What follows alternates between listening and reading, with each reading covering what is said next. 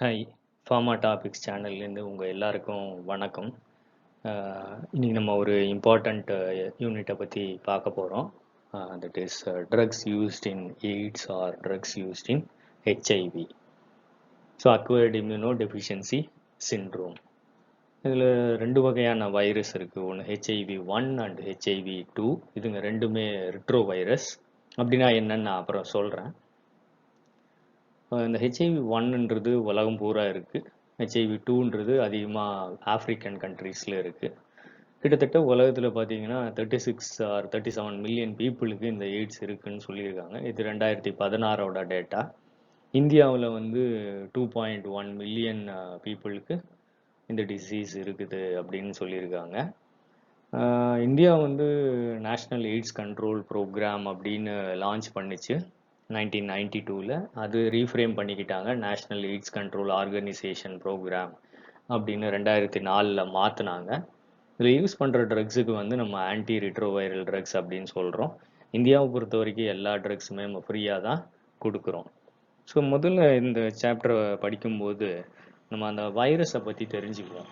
So அந்த virus எப்படி இருக்கும் அப்படின்னா, அதில் முக்கியமானது ஒரு என்வலப். அதாவது என்வலப்னா என்னது? ஒரு கவர். அதோட அவுட்டர் அப்படின்னு ஞாபகம் வச்சுக்கோங்க. அந்த என்வலப் அப்படின்னு ஒரு அவுட்டர் கோட் இருக்கும். அதில் என்வலப் புரோட்டீன் இருக்கும். அதுக்கு பேர் வந்து கிளைகோ புரோட்டீன். அதுங்க வந்து அதுக்குள்ள ஒரு பேக்கேஜ் மாதிரி இருக்கும். அதுக்கு பேர் கேஸ்பிட். அந்த கேஸ்பிட்டுக்கு உள்ளே பார்த்தீங்கன்னா அந்த ஆர்என்ஏ இருக்கும். அதோடைய ஆர்என்ஏ வைரஸ் தான் இது. அதுக்கப்புறம் சில என்சைம்ஸ் அதுக்குள்ளே இருக்கும். அது என்னென்ன என்சைம்ஸ் எல்லாம் வச்சுருக்கோம் அப்படின்னா ரிவர்ஸ் டிரான்ஸ்கிரிப்டேஸ், இன்டகிரேஸ், அப்புறம் புரோட்டியேஸ். இந்த சாப்டர் படிக்கும்போது நம்ம முக்கியமாக தெரிஞ்சுக்க வேண்டியது 2. ஒன்று CD4 செல்ஸ். இது டி ஹெல்பர் செல்ஸை தான் நம்ம CD4 செல்ஸ்ன்னு சொல்கிறோம். அப்புறம் இந்த ஹெச்ஐவியோட வைரல் லோடு. இது ரெண்டுமே முக்கியமானது. ஆரம்ப காலத்தில் ஹெச்ஐவி இன்ஃபெக்ஷன் இல்லை அப்படின்ற ஸ்டேஜ் அப்போ 500 to 1200 செல்ஸ் பர் மைக்ரோ லிட்டரில் இருக்கும். ஹெச்ஐவி இன்ஃபெக்ஷன் ஆன உடனே சில மாதங்களில் பார்த்தீங்கன்னா அந்த வைரல் லோடு வந்து ஜாஸ்தியாக ஆரம்பிக்கும். சில வருஷம் போக போக போக குரோனிக்காக ஆக ஆக இந்த CD4 செல்லோட கவுண்ட் குறைஞ்சிக்கிட்டே வரும். ஆனால் இந்த வைரல் லோடு இன்க்ரீஸ் ஆகிக்கிட்டே வரும். ஸோ ஒரு ஸ்டேஜ் வரும், அப்போ வந்து அதிகமான வைரல் லோட் ஆயிரும். CD4 கவுண்ட்டு 200க்கும் கீழே போயிடும். ஸோ இந்த ஸ்டேஜை வந்து நம்ம எய்ட்ஸ்ன்னு சொல்கிறோம். இதுதான் முக்கியமானது. ஸோ அந்த மாதிரி ஆனால் என்ன ஆகும்? 200க்கும் கீழே போயிட்டா என்ன ஆகும் அப்படின்னா நிறைய இன்ஃபெக்ஷன்ஸ் வர ஆரம்பிக்கும். நார்மலாக வர்றதில்ல. இந்த மாதிரி CD4 கவுண்ட் கம்மியானால் தான் வருது. அதனால் இதை ஆப்பர்ச்சுனிஸ்டிக் இன்ஃபெக்ஷன் அப்படின்னு நம்ம சொல்கிறோம். இம்யூனிட்டி கம்மி ஆகிடுது. ஸோ என்னென்னலாம் வரும்? ஃபஸ்ட்டு பிரெயினை அஃபெக்ட் பண்ணும். HIV related encephalopathy. கண்ணு தெரியாமல் போகும் பிகாஸ் ஆஃப் சைட்டோமெகாலோ வைரஸ் ரெட்டினைட்டிஸால். அப்புறம் லங்ஸ் அஃபெக்ட் பண்ணும். நிமோசிஸ்டைட்டிஸ், ஜிரோவிக்கி நிமோனியா. இன்டெஸ்டீனை அஃபெக்ட் பண்ணும், கிரிப்டோஸ்போரிடியோசிஸ் அப்படின்னு. இது இல்லாமல் இன்வேசிவ் சர்விக்கல் கேன்சரும் வர வைக்குது. இது எல்லாமே ஆப்பர்ச்சுனிஸ்டிக் இன்ஃபெக்ஷன்ஸ் இன் எய்ட்ஸ். ஸோ வாங்க நம்ம அந்த லைஃப் சைக்கிள் ஆஃப் ஹெச்ஐவினா என்ன, அதோட என்னென்ன ட்ரக்ஸ் எங்கெங்கே ஒர்க் பண்ணுதுங்க, அதோட கிளாசிஃபிகேஷன் என்னன்னு நம்ம தெரிஞ்சுக்குவோம். ஸோ முதல்ல அந்த ஹெச்ஐவி வைரஸ் என்ன ஆகும் அப்படின்னா அந்த CD4 செல்லோட வந்து பைண்ட் ஆகும். அந்த ஸ்டெப்புக்கு பேர் நம்ம ஃபியூஷன் அப்படின்னு சொல்லிக்கிறோம். அந்த கிரீன் கலராக இருக்கிறது வந்து அதோட ஃபியூஷன் ப்ரோட்டீன்ஸ். அடுத்த ஸ்டெப் வந்து அது தன்னுடைய ஃபியூஸ் ஆகிட்டு தன்னுடைய கண்டென்ட்ஸ் எல்லாம் வெளியில் அந்த CD4 செல்லுக்குள்ளே கொட்டிடுது. ஸோ அதில் முக்கியமானது ரிவர்ஸ் டிரான்ஸ்கிரிப்டேஸ் அப்படின்னு ஒரு என்சைம் இருக்குது. அது என்ன பண்ணுது அப்படின்னா இதோட ஆர்என்ஏவை வந்து டிஎன்ஏவாக மாற்றிடுது. அதுக்கப்புறம் இன்னொரு என்சைம் அதோடது இன்டகிரேஸ். அந்த டிஎன்ஏ நம்மளுடைய ஹோஸ்டோட டிஎன்ஏவை அட்டாச் ஆகிக்குது. அதுக்கு அடுத்தது அந்த டிஎன்ஏலேருந்து டிரான்ஸ்கிரிப்ஷன் நடந்து நிறைய ப்ரோட்டீன்ஸ் சிந்தசைஸ் ஆகுது. அதே மாதிரி அந்த ஆர்என்ஏவும் சிந்தசைஸ் ஆகிடுது. ஸோ அதுக்கு அடுத்த ஸ்டெப்பு இதுங்க எல்லாம் பேக்கேஜ் ஆகுதுங்க. அந்த ஆர்என்ஏ வித் தி ப்ரோட்டீன்ஸ் அதுங்கெல்லாம் நான் ஃபங்க்ஷனலாக இருக்கும். அது புரோட்டியேஸ் அப்படின்ற என்சைம் மூலிமா இந்த பேக்கேஜிங் நடக்கும். ஸோ அது நடந்த உடனே முழு நல்ல பெரிய வைரஸை உருவாகி அது பிஞ்ச் ஆஃப் ஆகி அந்த செல்லுலேருந்து வெளியில் வந்து அடுத்த செல்லில் போய் அது அஃபெக்ட் பண்ண ஆரம்பிக்கும். ஸோ முக்கியமான 3 என்சைம்ஸ், ஒன்று ரிவர்ஸ் டிரான்ஸ்கிரிப்டேஸ், இன்டகிரேஸ், புரோட்டியேஸ். ஸோ முதல் கிளாஸ் ஆஃப் ட்ரக்ஸ் வந்து வைரல் ஃபியூஷன் இன்ஹிபிட்டர்ஸ் அந்த கிளைகோப்ரோட்டீன்ஸை இன்ஹிபிட் பண்ணும், என்ஃபோவிர்டைட் அண்ட் மேரவிராக். அடுத்தது வந்து ரிவர்ஸ் டிரான்ஸ்கிரிப்டேஸ் இன்ஹிபிட்டர்ஸ், அதில் 2 வகை இருக்குது. Nucleoside reverse transcriptase inhibitors and நான் நியூக்ளியோசைடு ரிவர்ஸ் டிரான்ஸ்கிரிப்டேஸ் இன்ஹிபிட்டர்ஸ். அடுத்த கிளாஸ் ஆஃப் ட்ரக்ஸ் வந்து இன்டகிரேஸ் இன்ஹிபிட்டர்ஸ், அந்த இன்டகிரேஸ் என்சைமை பிளாக் பண்ணும். அடுத்தது முக்கியமானது புரோட்டியேஸ் இன்ஹிபிட்டர்ஸ், அந்த வைரல் நியூ வைரஸ் வந்து மெச்சூர் வைரஸாக, ப்ரோ வைரஸ் மெச்சூர் வைரஸாக மாறாமல் பார்த்துக்கும், புரோட்டியேஸ் இன்ஹிபிட்டர்ஸ். ஸோ இதுதான் அதோட கிளாசிஃபிகேஷன், அதோட லைஃப் சைக்கிள். வாங்க நம்ம வைரல் ஃபியூஷன் இன்ஹிபிட்டர்ஸை பற்றி படிச்சுக்குவோம். ஸோ வைரல் ஃபியூஷன் என்ன பண்ணுது, அங்கே வந்து GP41 இல்லை GP120 அப்படின்ற ஃபியூஷன் ப்ரோட்டீனை வச்சுக்கிட்டு CD4ல் போய் அட்டாச் ஆகி அதோடைய ஆர்என்ஏவும் அதோடைய என்சைம்ஸையும் உள்ள கொட்டுது. ஸோ இந்த ஸ்டெப்பை பிளாக் பண்ணுறது தான் இந்த வைரல் ஃபியூஷன் இன்ஹிபிட்டர்ஸ். அது வந்து அந்த ஃபியூஷன் ப்ரோட்டீன் சில பேஷண்ட்ஸுக்கு GP41 அது மூலயமா ஃபியூஸ் ஆகும். அது கூட இன்னொரு கோர் ரிசெப்டார் அதுவும் இருந்தால் தான் அது இந்த மாதிரி உள்ளே வந்து என்டர் ஆக முடியும். அது CXCR4 அப்படின்னு சொல்லுவாங்க. சில பேஷண்ட்ஸ் வந்து கொஞ்ச நாள் கழித்து ART ட்ரீட்மெண்ட் ஸ்டார்ட் பண்ண பிறகு அவங்க இன்னொரு ப்ரோட்டீன் எக்ஸ்பிரஸ் பண்ணலாம். அது GP120 ஃபியூஷன் ப்ரோட்டீன். எல்லாருக்கும் அது இருக்குன்னு சொல்ல முடியாது, யாருக்கு இருக்கோ அதை நம்ம செக் பண்ணிக்க முடியும். அதோட கோர் ரிசெப்டார் வந்து CCR5. ஸோ இது இருந்தால் அது உள்ளே வந்து இந்த CD4 செல்லை இன்ஃபெக்ட் பண்ணிடும்.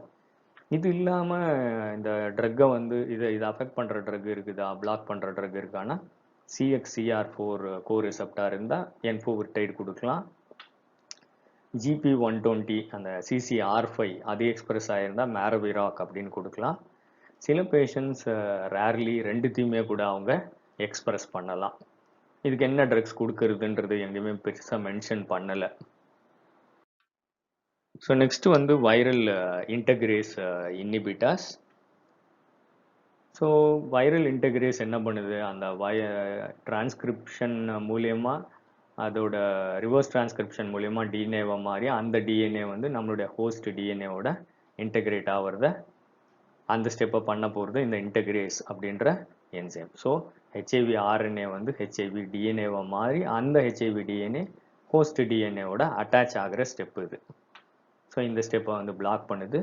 So blocks insertion of HIV, அது நம்மளுடைய டிஎன்ஏ கூட அட்டாச் ஆகாமல் தடுக்கிறது தான் இந்த வைரல் இன்டகிரேஸ் இன்ஹிபிட்டர்ஸ். ஸோ 2 ட்ரக் இருக்குது, ரால்டிகிராவிர் அண்ட் டோலுட்டிகிராவிர் அப்படின்னு. இந்த ஆன்டாசிட்ஸ் கூட சேர்த்து எடுக்கும்போது இதோட அப்சார்ப்ஷனை வந்து அது குறைச்சிரும் அப்படின்னு சொல்லியிருக்காங்க. நெக்ஸ்ட்டு வந்து முக்கியமான ட்ரக்கு ரிவர்ஸ் டிரான்ஸ்கிரிப்டேஸ் இன்ஹிபிட்டர்ஸ். அதில் 2 வகை இருக்குது, nucleoside reverse transcriptase inhibitors and நான் நியூக்ளியோசைடு ரிவர்ஸ் டிரான்ஸ்கிரிப்டேஸ் இன்ஹிபிட்டர்ஸ். முன்னாடியே நம்ம சொன்ன மாதிரி அந்த HIV RNA அது HIV டிஎன்ஏவாக மாறுற ஸ்டெப் இது. ஸோ இந்த ஸ்டெப்பை பிளாக் பண்ணுறது reverse transcriptase inhibitors. So HIV RNA to HIV டிஎன்ஏவை அது தடுத்துரும். ஸோ எல்லா நியூக்ளியோசைடு ரிவர்ஸ் டிரான்ஸ்கிரிப்டேஸ் இன்ஹிபிட்டர்ஸ் எல்லாமே வந்து ஒரு ஃபாஸ்பரஸ் குரூப் அது கூட அட்டாச் ஆனாதான். அதுங்க எல்லாமே AUGC இல்லை ATGC மாதிரி இருக்கும், டிஎன்ஏ RNAல இருக்கிற மாதிரியே இருக்கும் அதோட ஸ்ட்ரக்சர்ஸ் எல்லாம். நியூக்ளியோ எல்லாமே வந்து அந்த டிஎன்ஏ ஃபார்ம் ஆகாமல் தடுக்க போகுது, செயின் கண்டினியூ ஆகாமல் இதுங்க உள்ளே போய் ஒன்றா அட்டாச் ஆனால் அந்த டிஎன்ஏ ஃபார்ம் ஆகும், அந்த ஸ்டெப் தடுக்குதுங்க. பாஸ்போரிலேஷன் தேவையில்லை, ஒரே ஒரு ட்ரக் இருக்குது, nucleotide reverse transcriptase inhibitor tenofovir. Non nucleoside reverse transcriptase எதுங்களுமே பாஸ்பரஸ் குரூப் அட்டாச் ஆகி ஆக்டிவேட் ஆக தேவையில்லை. வாங்க இந்த ட்ரக்ஸை பற்றி கொஞ்சம் ப்ரீஃபாக பார்ப்போம். So nucleotide reverse transcriptase inhibitors, இதில் முக்கியமான ட்ரக் வந்து ஜிடோவிடின். இது நாளடைவில் அட்வர்ஸ் எஃபெக்ட் வந்து அனீமியா, நியூட்ரோபீனியா, அதாவது WBC கவுண்ட்டை கம்மி பண்ணிடும். இது இல்லாமல் நாசியா, வாமிட்டிங் அதெல்லாம் நம்ம கேஸ்ட்ரோ இன்டெஸ்டைனல் டிஸ்டர்பன்ஸ்னு சொல்லிக்கிறோம். அடுத்தது டைடனோசைடு, இது வந்து முக்கியமாக பெரிஃபரல் நியூரோபதி, அதாவது கோடச்சல், நமச்சல் அப்படின்னு சொல்லிக்கிறோம், அந்த நியூரான்ஸ் டாக்ஸிசிட்டி பண்ணுறது. இதை ஸ்டாக் அண்ட் க்ளவ் நியூரோபதின்னு கூட சொல்லுவாங்க. நம்ம க்ளவுஸ் போடுறோம் அந்த இதை ஞாபகம் வச்சுக்கோங்க, அந்த இடம். சாக்ஸ் போடுறோம் அந்த இடம். இந்த 2 இடத்துலையும் அந்த நியூரோபதி வரும். அதனால தான் ஸ்டாக்கிங் அண்ட் க்ளவ் நியூரோபதின்னு சொல்கிறோம் இதை. பேங்க்ரியாஸையும் இது ரேராக அஃபெக்ட் பண்ணலாம். ஸ்டாவிடின் இது வந்து லிப்போடிஸ்ட்ரோஃபி, அதாவது நம்ம உடம்புல இருக்க லிப்பிட்ஸ் வந்து கண்ணா பின்னா அங்கங்கே மாறி மாறி ஸ்டோர் ஆகிடுறது தான் லிப்போடிஸ்ட்ரோஃபின்னு சொல்கிறோம். மசில் வீக்னஸ் பண்ணும், லாக்டிக் அசிடோசிஸ். பெரிஃபரல் நியூரோபதியும் பண்ணலாம். லாமிவிடின் பெருசாக எந்த ப்ராப்ளமும் பண்ணுறதில்ல, அதனால் காம்பினேஷன் தெராப்பிக்கு இதை யூஸ் பண்ணலாம். அபாகாவிர் இது வந்து முக்கியமானது, திடீர்னு அலர்ஜி, ரேஷஸ் இந்த மாதிரி திடீர்னு அந்த மாதிரி பண்ணிவிடும், ஹைப்பர் சென்சிட்டிவிட்டி ரியாக்ஷன்ஸ். அப்படி வந்தால் ஸ்டாப் பண்ணிடணும், வராதவங்களுக்கு கண்டினியூ பண்ணலாம். மற்றபடி இது ஒரு நல்ல ட்ரக்கு தான். எம்ட்ரிசிட்டாபின் இதுவும் ஒரு லீஸ்ட் டாக்ஸிக் ட்ரக்கு, ஸோ காம்பினேஷனுக்கு யூஸ் பண்ணலாம். நியூக்ளியோடைடு ரிவர்ஸ் டிரான்ஸ்கிரிப்டேஸ் இன்ஹிபிட்டர் ஒன்று தான் இருக்குது, அது டெனோஃபோவிர். இதுக்கு ரீனல் டாக்ஸிட்டி ரொம்ப முக்கியமானது, மானிட்டர் பண்ணிகிட்டே இருக்கணும். நான் நியூக்ளியோசைடு ரிவர்ஸ் டிரான்ஸ்கிரிப்டேஸ் இன்ஹிபிட்டர்ஸ் 3 இருக்குது. ஒன்று நெவிரபின், இது வந்து ஒரு CYP3A4 அப்படின்ற லிவர் என்சைம் மூலயமா மெட்டபலைஸ் ஆகுது. ஸோ நிறைய ட்ரக் இன்ட்ராக்ஷன்ஸ் வந்து இதுக்கு பாசிபிள், பார்த்து தான் கொடுக்கணும். அட்வர்ஸ் எஃபெக்ட்ஸ் வந்து ரேஷஸ், முக்கியமானது லிவர் டாக்ஸிசிட்டி. எஃபாவிரன்ஸ் இது வந்து CYP2D6ஆல் மெட்டபலைஸ் ஆகுது, இதுக்கு லிவர் டாக்ஸிட்டி கம்மி. ஆனால் முக்கியமாக வந்து சைக்கியாட்ரிக் ப்ராப்ளம்ஸ் வர வைக்கும், அதாவது கெட்ட கனவு, லூசுத்தனமாக இருக்கிறது, அந்த மாதிரி அட்வர்ஸ் எஃபெக்ட்ஸ் இது வர வைக்கும். நாளடைவில் ஆனால் இது கம்மியாயிக்கும். 2 ட்ரக்ஸுமே கிராஸ் ரெசிஸ்டன்ஸ் இருக்குதுன்னு சொல்லுவாங்க. அதாவது நெவிரபின் ரெசிஸ்டன்ஸ் வந்தால் எஃபாவிரன்ஸுக்கும் அந்த ரெசிஸ்டன்ஸ் இருக்கும், அல்லது எஃபாவிரன்ஸுக்கு வந்திருந்தால் அது நெவிரபினுக்கும் பொருந்தும் அப்படின்றது தான் இந்த கிராஸ் ரெசிஸ்டன்ஸ். இன்னொரு ட்ரக் ஞாபகம் வச்சுக்கோங்க, எர்டாவிரின். இது ஒரு இந்த 2ம் ரெசிஸ்டன்ட் ஆனால் அதை கொடுக்கறது அப்படின்னு ஞாபகம் வச்சுக்கோங்க. Let us see protease inhibitors. இது ஒரு இம்பார்ட்டண்ட் கிளாஸ் ஆஃப் ட்ரக்ஸ். நான் சொன்ன மாதிரி இம்மெச்சூர் ஹெச்ஐவி மெச்சூர் ஹெச்ஐவி வைரஸாக மாறி அது ஃபங்க்ஷனலாக மாறி இன்னொரு செல்லை இன்ஃபெக்ட் பண்ணணும் அப்படின்னா அதுக்கு ப்ரோட்டியேஸ் அப்படின்ற என்சைம் முக்கியமானது. ஸோ அந்த ஸ்டெப்பை வந்து இது பிளாக் பண்ணுது. So it blocks new HIV becoming a mature HIV அப்படின்னு சொல்கிறோம். வாங்க நம்ம ப்ரோட்டியேஸ் இன்ஹிபிட்டர்ஸ் பற்றி கொஞ்சம் டீப்பாக பார்க்கலாம். இது எதுவுமே பாஸ்போரிலேஷன் தேவை கிடையாது. நிறைய இதுங்களுக்கு பயோஅவைலபிலிட்டி வேறு மாதிரி இருக்குது, சிலதுக்கு அதிகம் சிலதுக்கு கம்மி. எல்லாமே மெட்டபலைஸ்டு பை CYP3A4. நெல்ஃபினாவிர் மட்டும் CYP2C19 மூலியமாக மெட்டபலைஸ் ஆகுது. So drug interactions possible. இன்னொரு முக்கியமான தொந்தரவு வந்து நிறைய டோஸ் எடுக்க வேண்டியிருக்கும், அதாவது 5-6 டேப்லெட் சாப்பிட வேண்டியிருக்கும் ஒரு நாளைக்கு. ரிட்டோனாவிர் வந்து முக்கியமான ட்ரக்கு, அது வந்து CYP3A4 இன்ஹிபிட்டர். ஸோ இதை எது கூட சேர்த்து கொடுத்தாலும் அதோட டோஸை வந்து நம்ம கம்மி பண்ண முடியும். ஸோ அதனால் இதை பூஸ்டர் ட்ரக்காக மட்டுமே யூஸ் பண்ணுறாங்க. இன்னொரு ட்ரக்கு புதுசு, அது கோபிசிஸ்டாட். அது ரிட்டோனாவிர் மாதிரியே தான், இதுவும் ஒரு பூஸ்டர் தெராப்பிக்காக தான் யூஸ் பண்ணுறாங்க. ஸோ முக்கியமான அட்வர்ஸ் எஃபெக்ட் லிப்போடிஸ்ட்ரோஃபி. இந்த படத்தை பார்த்தா உங்களுக்கு தெரியும், பஃபலோ ஹம்ப் மாதிரி, அதாவது எரும மாட்டுக்கு பின்னாடி இருக்கிற அந்த ஒரு ஹம்ப் மாதிரி இருக்கும், அது மாதிரி ஆகிடும். அதே மாதிரி அப்டாமினல் ஒபிசிட்டி, வயிறு வந்து இந்த ரொம்ப பெரிய வயிறாகிறது. அப்புறம் முகம் கை கால்லாம் வந்து சன்னமாக மாறிடுறது, அது வந்து wasting of the face and limbs. So cholesterol, LDL, HDL அதெல்லாம் கூட இது டிஸ்டர்ப் பண்ணும். இது இல்லாமல் கேஸ்ட்ரோஇன்டெஸ்டினல் டிஸ்டர்பன்ஸும் வர வைக்கும். இண்டினாவிர் வந்து யூரினில் வந்து கிறிஸ்டல் மாதிரி ஃபார்ம் ஆகி ரீனல் டாக்ஸிட்டி பண்ணும். இது இல்லாமல் ஜாண்டிஸும் வர வைக்கும். அட்டாசானாவிர் அதுவும் ஜாண்டிஸ் வர வைக்கும், டிஸ்லிபிடீமியா பண்ணும். சாக்வினாவிர் வந்து லைட்டை பார்த்தா நமக்கு ரொம்ப கஷ்டமாக இருக்கும், அதுதான் ஃபோட்டோடாக்சிட்டி, அது வர வைக்கும். லோபினாவிர் வந்து ECG கார்டியாக் டாக்ஸிசிட்டி, அது ECG அப்நார்மாலிட்டிஸ் பண்ணும். ஸோ நம்ம ட்ரீட்மெண்ட் கைட்லைன்ஸ், அந்த NACO கைட்லைனோ WHO கைட்லைனோ என்ன சொல்லுது, எப்போ ஸ்டார்ட் பண்ணணும் தெராப்பி அப்படின்னா, 500க்கும் கம்மியான பெர் மைக்ரோ லிட்டர் 500க்கும் கம்மியாயிடுச்சு CD4 கவுண்ட்டு, இல்லை 1 லேக்குக்கு மேலே போயிடுது டைட்டர் ஆஃப் HIV அப்படின்னா நம்ம ஸ்டார்ட் பண்ணிக்கலாம். எப்போவுமே இண்டிவிஜுவல் ட்ரக்ஸ் கொடுக்கக்கூடாது, ஏன்னா அது ரெசிஸ்டன்ஸ் சீக்கிரமாக வர வச்சிடும். அதனால் காம்பினேஷன் தான் கொடுக்க முடியும், லைஃப் லாங் சாப்பிட்டுட்டே இருக்கணும். ஹைலி ஆக்டிவ் ஆன்டிரெட்ரோவைரல் தெராப்பின்னு பேர் இதுக்கு. ஸோ ட்ரீட்மெண்ட்டு ஃப்ரெஷ் அப்படின்னா ட்ரீட்மெண்ட் நெய்வ், அப்போ 2 என்ஆர்டிஐ இல்லை ஒரு என்ஆர்டிஐ அல்லது இன்டகிரேஸ் இன்ஹிபிட்டர் கொடுக்கலாம். நான் இன்டகிரேஸ் இன்ஹிபிட்டர்ஸ் வந்து காஸ்ட்லி. ஸோ மற்ற டெவலப்டு கண்ட்ரீஸில் அதை கொடுக்குறாங்க. நமக்கு மெட்டபாலிக் டிஸார்டர் இருக்கிற பேஷண்ட்ஸ், அப்போ டயபிட்டிஸ் அந்த மாதிரி ஏதாவது இருக்கிறவங்கன்னா இன்டகிரேஸ் இன்ஹிபிட்டர் சேர்த்து கொடுக்கலாம் என்என்ஆர்டிஐக்கு பதில். என்என்ஆர்டிஐ இல்லை என்ஆர்டிஐ கூட வந்து புரோட்டியேஸ் இன்ஹிபிட்டர் சேர்க்கணும் அப்படின்னாவே நீங்கள் ஞாபகம் வச்சுக்கோங்க, அட்வான்ஸ்டு கேசஸோ இல்லை வைரல் லோடு அதிகமாக இருந்தால் தான் அதை கொடுக்கணும், இல்லைனா ஸ்டார்டிங்கில் அதை கொடுக்கக்கூடாது. இந்த எல்லா ஆன்டி ரெட்ரோவைரல் தெராப்பி ஸ்டார்ட் பண்ணும்போது நிறைய ரியாக்ஷன்ஸ் உள்ளே நடக்கும். அந்த இம்யூனிட்டி ரீகான்ஸ்டியூஷன், இன்ஃப்ளமேஷன் நிறையா வர வைக்கும். ஸோ அதை ஐரிஸ் சிண்ட்ரோம் அப்படின்னு சொல்லுவாங்க. ஸோ ப்ரெக்னென்சி, பிரெஸ்ட் ஃபீடிங் இல்லை டெலிவரி டைமில் வந்து எந்தெந்த ட்ரக்ஸை கொடுக்கலாம் அப்படின்னா நீங்கள் ஒரு கோடு ஞாபகம் வச்சுக்கோங்க, செலண்ட் அப்படின்னு. ஸோ சிடோவிடின், எம்ட்ரிசிட்டாபின், லாமிவிடின், எஃபாவிரன்ஸ், நெவிரபின் அண்ட் டெனோஃபோவிர், இதை ஞாபகம் வச்சுக்கோங்க. அப்போ எய்ம் ஆஃப் த தெராப்பி என்னது அப்படின்னா அன்டிடெக்டபிள் வைரல் லோடு. அதாவது அது எவ்வளோ லேக்ஸ் காப்பீஸ் இருந்ததோ அது வந்து 50க்கும் குறைவாயிடணும், டிடெக்டபிள் லிமிட்டுக்கு கீழே போயிடணும். அப்படின்னா அது ஆப்டிமல் தெராப்பின்னு சொல்லலாம். அதில் CD4 கவுண்ட்டும் நார்மலைஸ் ஆனாலும் சொல்லலாம். 6 மாதத்துக்குள்ளே இது நடக்கணும், நடக்கலைன்னா அதை வந்து ட்ரீட்மெண்ட் ஃபெயிலியர்னு நம்ம சொல்ல முடியும். ஸோ இந்த கிராஃபை பார்த்தீங்கன்னா உங்களுக்கு தெரியும், ஸ்டார்ட் ஆஃப் த தெராப்பியில் அப்படியே இறங்கிட்டே வருது வைரல் லோடு. கொஞ்ச நாள் கழித்து பார்த்தீங்கன்னா மறுபடியும் அது சில மாதங்கள் கழித்து மறுபடியும் மேலே ஏறுது. அதுக்கு பேர் வந்து ட்ரக் ரெசிஸ்டன்ஸ். அப்படின்னா ட்ரீட்மெண்ட் வந்து ரெசிஸ்டன்ட் ஆயிடுச்சு. அப்போ நீங்கள் எந்த ட்ரக் ரெசிஸ்டன்ட் ஆகுதோ அதை செக் பண்ணி வேறு ட்ரக்கை சேஞ்ச் பண்ணிக்கணும் அப்படின்னு அர்த்தம். ஸோ ட்ரீட்மெண்ட் ரெஜிமெண்ட்ஸ் நிறைய கைட்லைன்ஸ் இருக்குது. அந்த கைட்லைன்ஸை மட்டும் நம்ம ஷார்ட்டாக பார்ப்போம்.